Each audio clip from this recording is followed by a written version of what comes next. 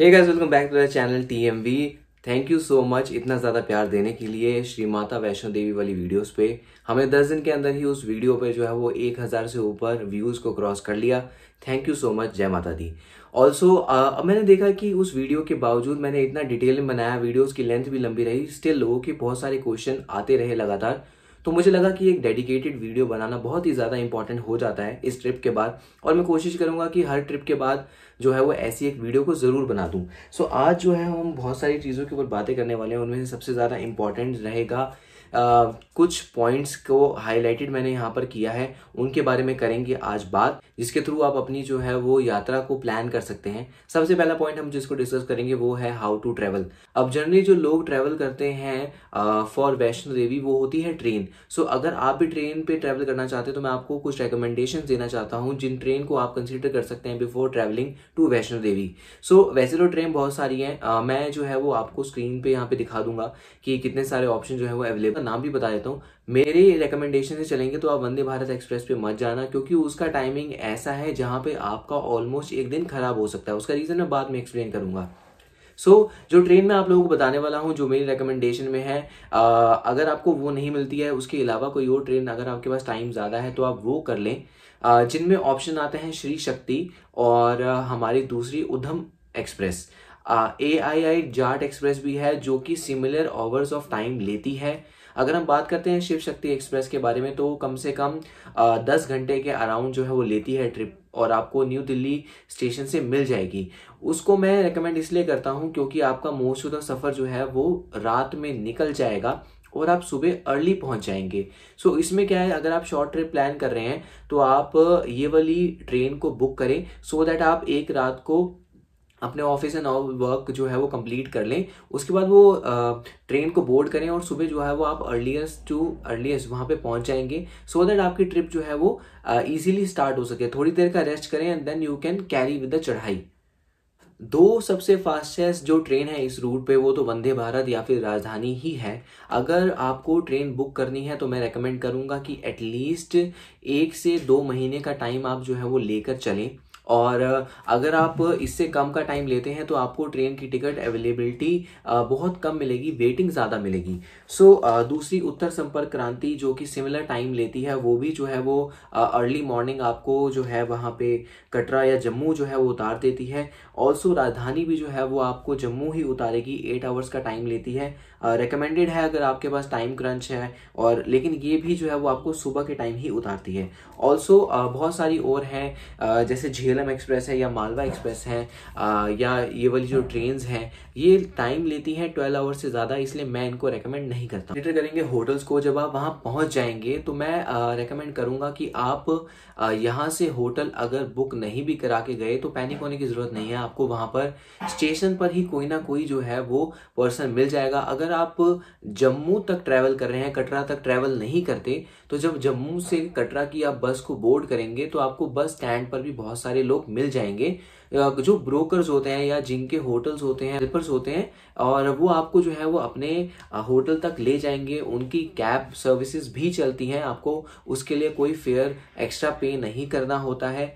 मैं जिस होटल में रुका था वो था कश्मीर रोड पर, उसका नाम था जगदीश रेजिडेंसी। वाईफाई भी था और उनका अपना रेस्टोरेंट भी था, बट इसमें सबसे बड़ी एडवांटेज मुझे ये लगी कि उसका व्यू बहुत अच्छा था।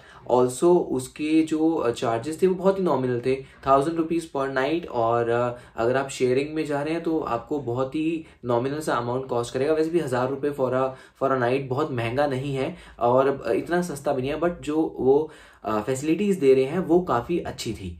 तो ये होगी होटल की बात। आपको होटल वहाँ पे भी मिल जाएंगे, एज सच आपको हड़बड़ी में जाने की जरूरत नहीं है। जहाँ हमारी चढ़ाई शुरू होती है, और यहाँ पर मेजर जो है वो लोग कंफ्यूज रहते हैं कि किस तरह से चढ़ाई करें और जो है वो किस तरह से इसको प्लान करें। देखो, बहुत ही ज़्यादा जल्दी करने की नीड नहीं है आपको। स्टार्टिंग का जो चढ़ाई का रास्ता है 2 किलोमीटर 3 किलोमीटर वो काफ़ी ज़्यादा स्टीप है, तो आपकी बहुत big percentage of your energy जो है वो वहीं लॉस्ट हो जाती है अगर आप जल्दी या अपने आप को ज़्यादा पुश करते हैं तो। आई रेकमेंड यू कि आप पुश अपने आप को मत करो।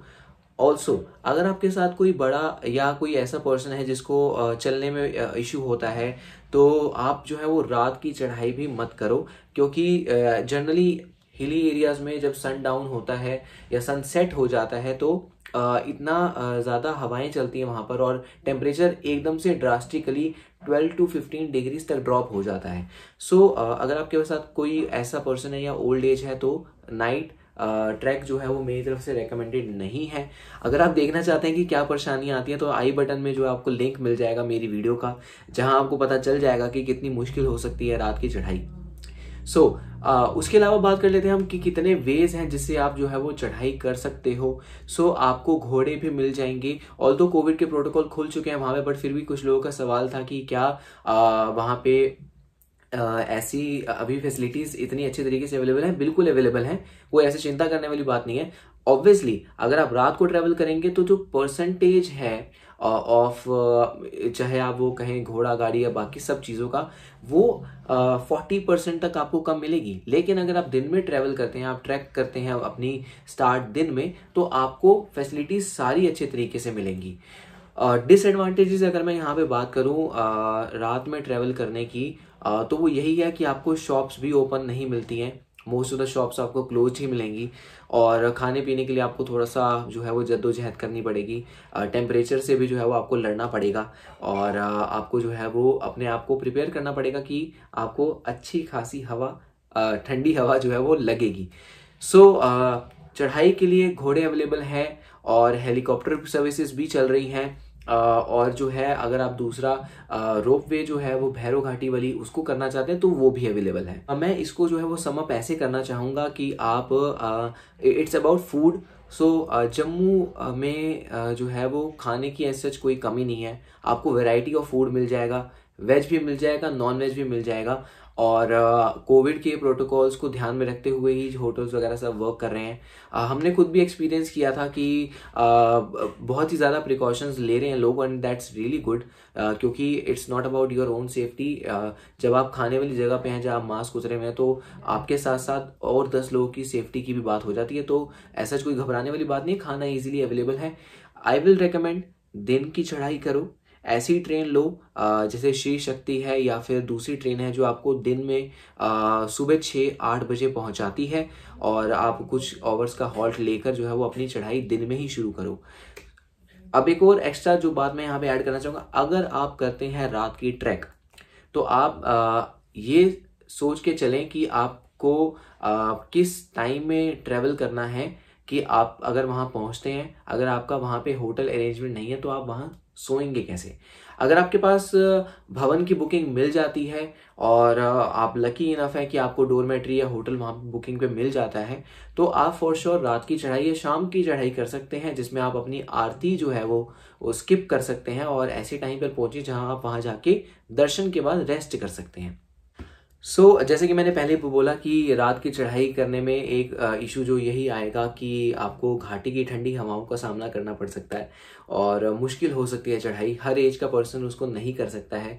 ऑल्सो जब आपको रिफ्रेशमेंट्स नहीं मिलती, लिमिटेड ऑप्शंस हो जाते हैं, घोड़े नहीं मिलते, या कम नंबर में मिलती है ये सब चीज़ें, तो और ज़्यादा जो है वो प्रॉब्लम होगी। ऑल्सो क्राउड नहीं दिखेगा आपको, और इतनी ज़्यादा रौनक भी नहीं दिखेगी, तो आपके लिए थोड़ा सा और टफ हो जाएगा। अगर आप 7-8 के ग्रुप में नहीं है तो आई डोंट रेकमेंड कि आप रात की चढ़ाई करो। अगर आपका ग्रुप अच्छा है और आप लोग सब साथ में चल रहे हैं और यंगस्टर्स हैं, तो आप किसी भी टाइम चढ़ सकते हैं, ऐसा कोई दिक्कत वाली बात नहीं है। वेदर अगर मैं कहूँ तो सितंबर का फर्स्ट वीक से स्टार्ट कर सकते हैं आप, और अक्टूबर मिड या 25 तक, क्योंकि इसके बाद जो है वो टेम्परेचर धीरे धीरे ज़्यादा ड्रॉप होना शुरू होता है। ऑल्सो आपको पता है कि ये एक ऐसे पार्ट में है जो इंडिया का काइंड ऑफ क्राउन कहा जाता है, वो वाला एरिया लगता है, तो वहाँ सर्दियाँ जल्दी ही शुरू हो जाती हैं। तो नवंबर मिड के बाद से don't forget to carry your hoodies, your winter wear, और इवन हम अक्टूबर एंड में गए थे तब भी हमने कैरी की थी, क्योंकि हमारी रात की चढ़ाई थी। और दिन में तो आप मैनेज कर सकते हैं, बट रात में थोड़ा बहुत जो है वो आपको इन चैलेंजेस से अपने आप को जो है वो प्रिपेयर करना पड़ेगा। और उसके बाद इसके बाद from December till November mid जो आपका टाइम है, स्नोफॉल होने के चांसेस 100% होते हैं। हर साल होती है, मोस्ट ऑफ द टाइम होती ही होती है। तो अगर आप ऐसे टाइम में ट्रैवल कर रहे हैं तो आप मेक श्योर करें कि आपको ये पता होना चाहिए कि आपको हेलीकॉप्टर सर्विसेज नहीं मिलेंगी, क्योंकि जब स्नोफॉल होती है या वेदर बहुत ज़्यादा आउटकास्ट होता है तो ये सर्विसेज को बंद कर दिया जाता है। घोड़े वगैरह मिल जाएंगे बट वो भी डेंजरस हो जाते हैं क्योंकि उसके स्लिप होने के चांसेस होते हैं। और अगर आप सितंबर से पहले ट्रैवल करते हैं तो आपको ये देखना पड़ेगा कि बारिशों के मौसम में लैंडस्लाइड का डर आज भी वहाँ पे बना हुआ है। हिली एरिया है इसलिए वो रहेगा ही रहेगा, तो आपको उसको भी ध्यान में रखना है। ये थी कुछ मेरी एंड से रिकमेंडेशन। और अगर आपको अभी भी कोई इन्फॉर्मेशन रह गई है हाँ तो आप फॉर श्योर कमेंट में बता सकते हैं। मुझे कोई ऐसा इशू नहीं है आप लोगों को दोबारा एड्रेस करने के लिए। और आई होप कि आप एक अच्छी आइटिनरी प्लान करेंगे, दिन में ट्रैवल करें और दिन में चढ़ाई करें। कोशिश करें कि आराम से करें, ज़्यादा भागम दौड़ी ना करें, हॉल्ट लें अपने सेहत के हिसाब से और अपनी ट्रिप को उस हिसाब से प्लान करें। Till then we will see you on the another side with another video. और अगर हो सके वीडियो अच्छी लगी हो तो लाइक और सब्सक्राइब किए बिना मत जाना। That gives us motivation to make individual videos like this. Bye.